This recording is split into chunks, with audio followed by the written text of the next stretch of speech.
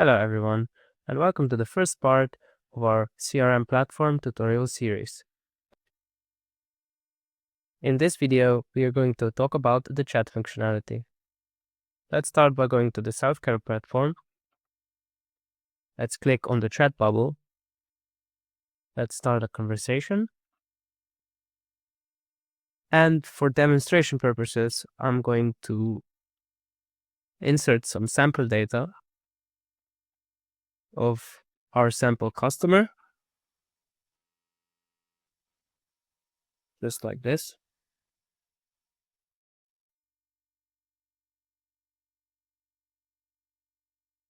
And I'm also going to insert a sample message. An important thing to note is that this self-care platform is here just for demonstration purposes. The chat can come from other various sources, such as the self-care app, a website, WhatsApp, Instagram, Facebook, and so on. Then the customer can click Start Conversation, and we should get a chat pop-up right here.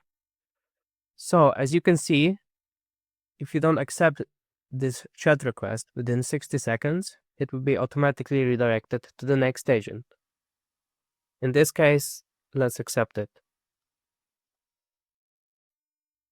After accepting the chat request, we will be redirected to the chat detail page. On the left side of the screen, we have a widget area with information regarding the customer. Information such as the customer's name and address, contact details, payment profiles, and so on. This is a fully customizable area that it can be tailored to your needs. So if you need an additional widget, or if you want to remove a widget or two, that is entirely possible. On the right side of the screen, we have chat-related models. An important thing to note before proceeding is that we have a ticket system.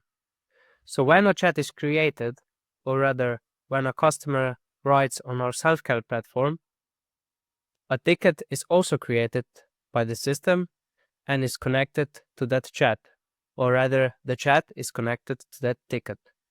This concept will become a lot clearer as the tutorials go on. Now let's take a look at the Interactions widget. Here we have an overview of open and resolved tickets that are connected to the customer that has started this chat. This can give us helpful information about past and ongoing issues that this customer has or has had. We can access this information anytime we want, whether it be before the chat or during the chat. We can do that by clicking on the ticket, just like this. It's also important to note that we use the information of these tickets to preemptively alert customers about certain outages. For example, if a lot of customers report the same problem in a certain time frame, we automatically alert them before they start the chat or before they start a call by displaying an alert or playing a voice message. This reduces the load on the customer support. Now, let's focus on the chat itself. As you can see, this is the chat window. We can see the message that the customer had sent on the self-care platform, and we can write back to the customer. So let's just write back something like this, for example. And let's switch back to the self-care platform. And as we can see, the message has also appeared on the self-care platform. Let's write back as a customer. Great. And let's switch back to the CRM. And as we can see, we got the message again. Now let's try and use our built-in AI assistant tool called Bell AI. The Bell AI assistant tool is connected to our internal base of knowledge, which makes it a good fit for solving technical issues, just like the one we have in this case. So let's expand the window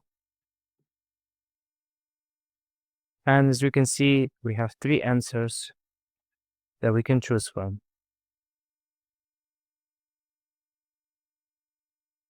Let's choose the most bottom answer. And as you can see, we can just send it in the chat. And let's check out the message on the self-care platform.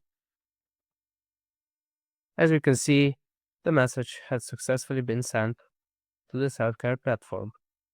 Now that Bell AI has successfully assisted us with answering the customer's question, we can minimize the Bell AI window.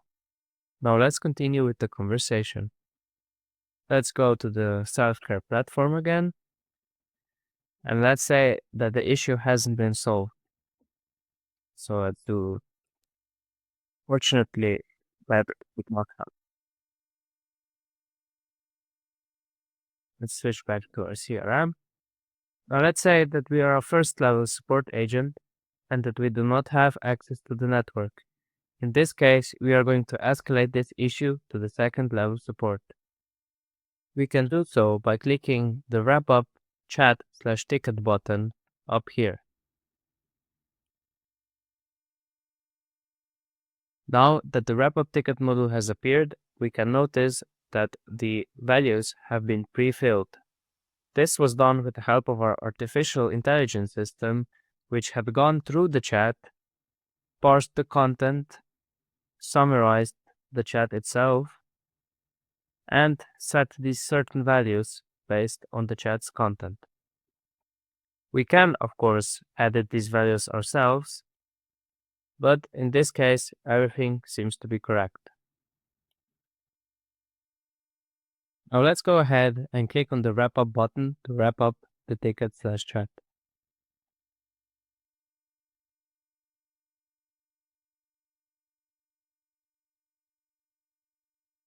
After successfully wrapping up the chat/ticket, we've been redirected to the ticket detail page. Here we can see some information regarding the customer. We can also edit the customer here. In the second column, we have information about the ticket, which we can also edit here or reassign here.